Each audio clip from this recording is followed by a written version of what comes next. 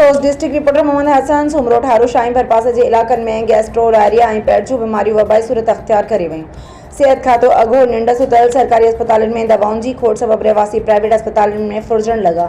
Notice वठण जो मुतालबो ठारू शाहीन भरपासे जे इलाक़नि दरबेलो मंझट भोरटी दिल्ली पोटा अच्छी मस्जिद समेत आसपास जे ॻोठनि में सख़्त गर्मी ऐं बिजलीअ जी अणएलानियल लोड शेडिंग सबबि गैस्ट्रो डायरिया समेत मुख़्तलिफ़ पेट जूं बीमारियूं वबाई सूरत अख़्तियार करे वयूं।